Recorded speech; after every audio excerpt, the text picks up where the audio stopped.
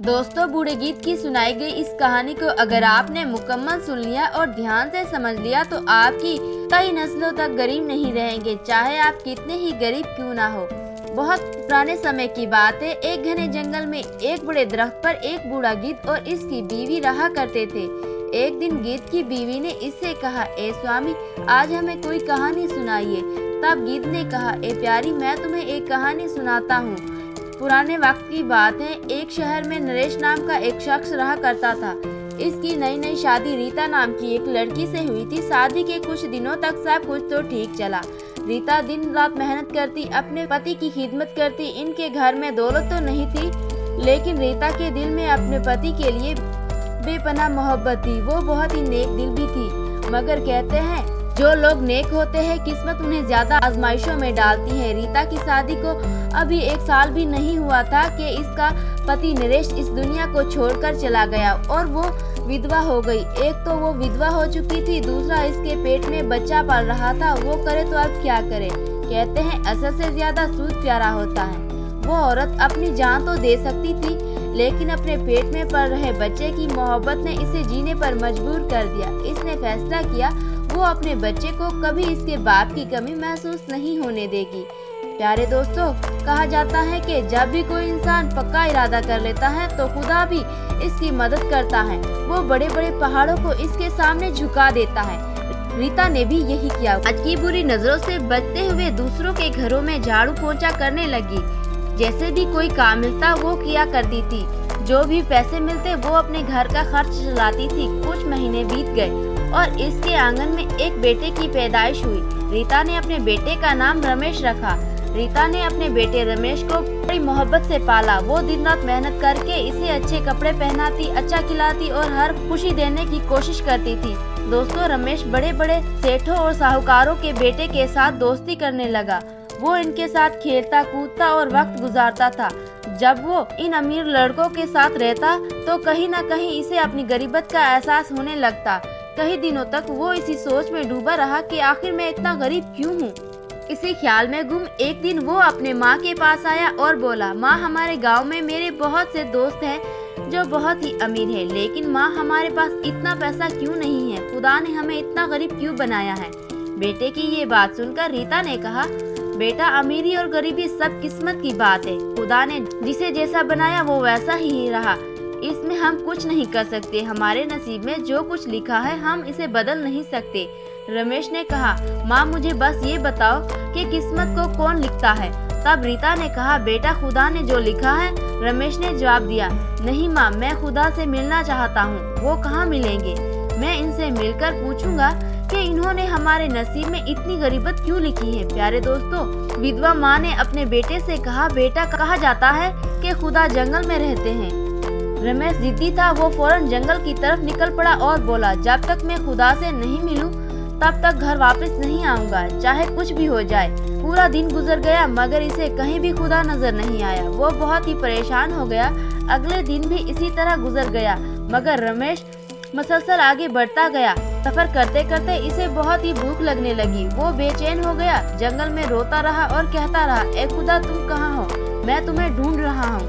फिर भगवान शिव और माता पार्वती साधु का भेष बदलकर रमेश के पास गए और इससे कहा, बेटा, तुम कौन हो और क्यों रो रहे हो? रमेश ने कहा, ए साधु बाबा, मैं भगवान से मिलना चाहता हूँ। मैं इनसे पूछना चाहता हूँ कि इन्होंने हमें इतना गरीब क्यों बनाया है। हमारे नसीब में इतने दुख क्यों लिखे हैं। तब माँ पार्वती ने कहा, बेटे, ये तो किस्मत का खेल है। ये सब पिछले जन्म के अमाल पर होता है। रमेश ने कहा, नहीं माता, मैं ये बात खुद भगवान से पूछूंगा कि मैंने ऐसा क्या किया था जिसकी मुझे ये सजा मिली। तब भगवान शिव ने कहा, तुम आज भगवान से नहीं मिल सकोगे क्योंकि वो बहुत ही मसरूफ हैं और कई भक्तों के पास जाते हैं, लेकिन मैं तुम्हें सोने का हार देता हूँ।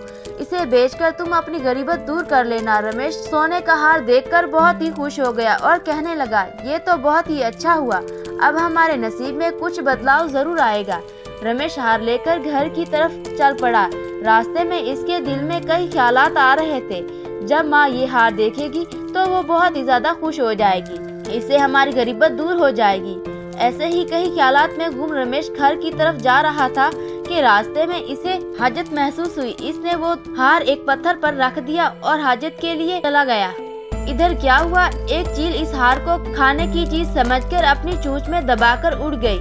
जब रमेश वापस आया तो इसने देखा कि चील इसका हार लेकर उड़ गई है। वो दौड़कर इसका पीछा करने लगा, मगर ये देखकर वो लड़का मायूस हो गया और कहने लगा, जैसे तैसे मेरी किस्मत बदलने वाली थी, मगर मैं फिर से गरीब ही रह गया। रमेश घर वापस आ गया। घर आकर वो उदासी से लेट गया और अपनी माँ से कहा, माँ, आज मेरी किस्मत बदलने वाली थी। एक चील की वजह से हम फिर से गरीब रह गए। इसकी माँ ने कहा, बेटा, जो नसीब में लिखा है इसे कोई भी बदल नहीं सकता। रमेश बोला, नहीं माँ, मैं कल फिर जाऊंगा। अगली सुबह रमेश फिर घर से निकलकर जंगल पहुंचा। वहां जाकर वो फिर से रोने लगा और भगवान शिव को आवाज देने लगा। भगवान शिव और माँ पार्वती इस दिन भी वहां आ गए। रमेश ने कल का सारा किस्सा सुनाया और बोला, अब हम क्या करें?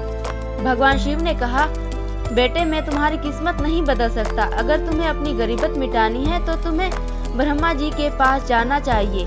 रमेश ब्रह्मा जी के पास पहुंच गया और कहने लगा, प्रभु, आखिरकार आपने मेरी किस्मत में इतनी गरीबत क्यों लिखी है? मेरी माँ के नसीब में इतना दुख क्यों लिखा है? ब्रह्मा जी ने कहा, बेटे, तुम्हारी किस्मत में सिर्फ गरीबत और दुख लिखे हैं, इसे कोई भी नहीं बदल सकता। रमेश ने कहा, प्रभु, आप तो भगवान हैं। आप मुझे कोई ऐसा रास्ता बताइए जिससे मैं भी अपना जीवन गुजार सकूं, मैं भी अमीर बन सकूं। ब्रह्मा जी ने कहा, बेटा, मैं तुम्हारी किस्मत तो नहीं बदल सकता, लेकिन मैं तुम्हें एक अंगूठी दे रहा हूँ। ये अंगूठी तुम्हारी सारी गरीबत खत्म कर सकती है। ये कहकर ब्रह्मा जी ने एक कीमती जवाहरात से जड़ी अंगूठी रमेश को दे दी। रमेश ने अंगूठी देखी और कहा, कुछ तो मेरा नसीब बदलेगा। ये सोचते हुए वो घर की तरफ रवाना हुआ। जंगल में चलते हुए वो कई तरह के ख्वाब देखने लगा। रास्ते में इसे एक तालाब मिला। रमेश को बहुत ही प्यास लगी। जैसे ही वो पानी पीने के लिए झुका, इसकी जेब से वो अंगूठी निकलकर पानी में गिर गई और इसे एक मछली निगल गई। ये देखकर रमेश की किस्मत एक बार फिर से बिगड़ गई। इसका नसीब संवरते संवरते फिर से बिगड़ गया। गरीबत खत्म होते होते रह गई। ये देखकर वो बहुत ही दुखी हुआ, फिर से रोने लगा और कहने लगा, हाय मेरी किस्मत, मैं तुम्हें बार बार बदलने की कोशिश कर रहा हूँ, मगर तुम बदलने का नाम ही नहीं ले रही हो। देखता हूँ आखिर कब तक तुम नहीं बदलोगी। प्यारे दोस्तों, रमेश फिर घर आ गया और वो अपनी माँ से कहा, माँ, आज मैं भगवान से मिला था। इन्होंने मुझे एक अंगूठी दी थी, लेकिन वो अंगूठी एक मछली ने निगल ली। हमारा नसीब बदलते बदलते रुक गया। तब इसकी माँ कहने लगी, बेटा, तुम क्यों ऐसी झूठी कहानियाँ सुनाकर मुझे तसल्ली देते हो? बेटा, मुझे पता है कि हमारे नसीब में सिर्फ दुख और गरीबत लिखी है। अगर मेरे नसीब में खुशियाँ होती तो मेरा पति जवानी में मुझे छोड़कर क्यों चला जाता? क्योंकि कहते हैं कि पति के बगैर औरत की कोई इज्जत नहीं होती। जिस औरत का पति नहीं होता, दुनिया इसे इज्जत की निगाह से नहीं देखती। ना इसे इज्जत मिलती है, ना एतराफ और ना कोई खुशी। मगर रमेश बहुत ही जिद्दी था। माँ के मना करने के बावजूद अगले दिन रमेश फिर जंगल गया। इसने कहा, ब्रह्मा जी, मैं तो फिर से गरीब ही रह गया। ए ब्रह्मा जी, कोई ऐसी कृपा कीजिए कि मेरी गरीबत दूर हो जाए। ब्रह्मा जी ने कहा, बेटा, अब मैं कुछ नहीं कर सकता। अब रमेश कहने लगा, नहीं ब्रह्मा जी, आप तो भगवान हैं। या तो मेरी गरीबत मिटा दीजिए या फिर कोई ना कोई रास्ता बता दीजिए जिससे मेरी किस्मत बदल जाए। तब ब्रह्मा जी बोले, रमेश, अब तुम शिव जी के मंदिर जाओ और दिन भर इनके दरवाजे पर बैठकर इनका दीदार करो और घर लौट जाना। लेकिन तुम इनसे कुछ ना मांगना, क्योंकि भाग्य की देवी भगवान शिव शंकर के दरवाजे पर झाड़ू लगाने आती है। वही तुम्हारी किस्मत बदल सकती है। रमेश रोज सुबह उठकर नहाता और इस मंदिर पहुंच जाता। वहां वो दरवाजे पर बैठकर भगवान शिव के दर्शन करता, लेकिन कुछ नहीं मांगता। यूं ही पूरा दिन गुजर जाता और शाम होते ही वो अपने घर लौट आता। प्यारे दोस्तों, इसी तरह कई महीने गुजर जाते हैं और रमेश हर रोज भगवान शिव के मंदिर में बैठता, इनके दर्शन करता, लेकिन इनसे कुछ नहीं मांगता। आखिर एक दिन भगवान शिव ने इसके रास्ते में एक हीरो की पोटली गिरा दी। वो पोटली रमेश को मिल गई और जब इसने इसे देखा तो खुशी से झूम उठा। इसने कहा, भगवान शिव शंकर ने आज मेरा नसीब बदल दिया है। ये सब इनकी कृपा है। वो खुशी खुशी घर लौटने लगा और रास्ते में बड़े बड़े सपने देखने लगा। लेकिन जब वो घर पहुंचता है तो इसकी माँ वहाँ नहीं होती। वो किसी काम से गांव गई होती है। रमेश अपनी पोटली एक बर्तन में रख देता है और अपनी माँ को बुलाने चला जाता है, मगर इसी दौरान कुछ चोर इसके घर में घुस आते हैं और वो बर्तन को लेकर फरार हो जाते हैं। जब रमेश अपनी माँ को लेकर घर वापस आता है तो खुशी खुशी से कहता है, माँ देखो, आज मुझे हीरो से भरा हुआ बर्तन मिला है। लेकिन जब रमेश बर्तन तलाश करता है तो वो कहीं नहीं मिलता और वो परेशान होकर कहता है, माँ मैंने अभी अभी यहीं रखा था, पता नहीं कहाँ गायब हो गया है। इसकी माँ अफसोस होकर कहती है, बेटा अपनी किस्मत के बारे में झूठी कहानियाँ बनाना बंद करो, हमारा नसीब कभी भी नहीं बदल सकता। रमेश कहता है, नहीं माँ, मैं झूठ नहीं बोल रहा हूँ, आज मैंने सच में यहाँ एक बर्तन रखा था जो हीरो जवाहरात से भरा हुआ था। इसकी माँ फिर कहती है, बेटा मैं तुमसे बार बार कह रही हूँ, किस्मत नहीं बदल सकती, लाख कोशिश कर लो, जब मुकद्दर में कुछ नहीं लिखा होता तो कुछ नहीं हो सकता। मगर रमेश हिम्मत नहीं हारता और कहता है, माँ मैं फिर से भगवान के पास जाऊंगा और इनसे अपनी गरीबत मिटाने का कोई हल पूछूंगा, तुम देखना एक दिन हमारा नसीब जरूर बदलेगा। प्यारे दोस्तों, रमेश दोबारा मंदिर जाता है और वहीं दरवाजे पर बैठा रहता है, शिव शंकर के दर्शन करता है मगर कुछ नहीं मांगता। इसी तरह महीने गुजर जाते हैं। आखिर भगवान शिव देवी पार्वती से कहते हैं, देवी इस रमेश की किस्मत बहुत खराब है, मैंने विष्णु जी से और ब्रह्मा जी से मिलकर इसकी तकदीर बदलने की कोशिश की मगर हर बार इसकी बदकिस्मती आड़े आ जाती है।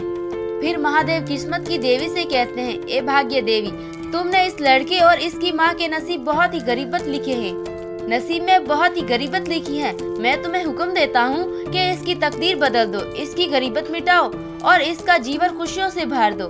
भाग्य देवी कहती है, प्रभु मैं इसकी किस्मत कैसे बदल सकती हूँ। तब भगवान शिव कहते हैं, नहीं देवी, ये मेरा हुक्म है, तुम्हें इसका नसीब बदलना ही होगा। फिर भाग्य देवी मंदिर के दरवाजे पर झाड़ू लगाती है और वहाँ एक सोने का सिक्का गिरा देती है। वो सिक्का रमेश को मिल जाता है और वो खुश होकर कहता है, एक बार फिर भगवान शिव ने मुझ पर कृपा की है, अब मैं इससे अपनी गरीबत कुछ तो कम कर सकूंगा। ये कहानी हमें ये सिखाती है कि किस्मत नसीब से नहीं बल्कि मेहनत, सब्र और ईमानदारी से भी बदली जा सकती है। अगर इंसान सच्चे दिल से मेहनत करे और अपने ईमान पर कायम रहे तो एक दिन इसकी तकदीर जरूर बदल जाती है।